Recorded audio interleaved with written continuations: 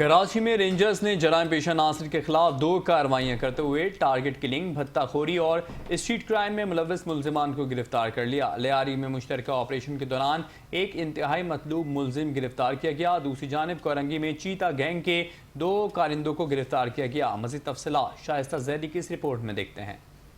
کراچی کے علاقے لیاری میں پاکستان رینجر سندھ اور SIU پولیس نے خفیہ اطلاعات کی بنیاد پر مشترکہ کارروائی کرتے ہوئے ٹارگٹ کلنگ اور بھتہ خوری میں ملوث انتہائی مطلوب ملزم نعیم عرف باس کو گرفتار کر لیا۔ ترجمان رینجرز کے مطابق گرفتار ملزم کا تعلق لیاری کے بدنام زمانہ گینگسٹر شاہ نواز عرف گولڈن اور بالاچ بلوچ گروپوں سے ہے۔ کارروائی کے دوران ملزم کے قبضے سے اسلحہ اور ایمونیشن بھی برآمد کیا گیا۔ ترجمان سندھ رینجرز کے مطابق ابتدائی تفتیش میں ملزم سن 2021 میں گینگ میں شامل ہوا اور لیاری کے علاقوں بغدادی اور کلری میں بھتہ وصولی، اسلحے کی ترسیل اور ٹارگٹ کلنگ کی وارداتوں میں سرگرم رہا۔ ملزم نجی بلڈرز اور تاجروں کی معلومات بھتہ مافیا تک پہنچاتا تھا۔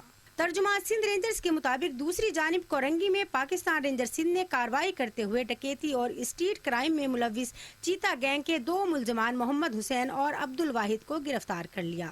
رینجرز کے مطابق ملزم محمد حسین خود کو سیکیورٹی اہلکار ظاہر کر کے شہریوں کو لوٹتا تھا، جبکہ عبد الواجد چھینا اور چوری شدہ موبائل فروخت کرنے میں ملوث تھا۔ ملزمان کے قبضے سے موٹر سائیکل، موبائل فون، جعلی شناختی کارڈ اور نقدی برآمد ہوئی اور ان کے 100 سے زائد وارداتوں میں ملوث ہونے کا بھی انکشاف ہوا ہے۔ گرفتار تمام ملزمان کو مزید قانونی کارروائی کے لیے پولیس کے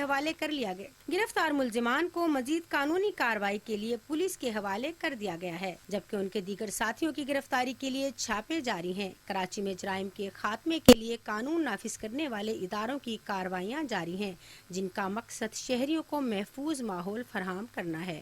شائستہ زیدی، 5 نیوز، کراچی۔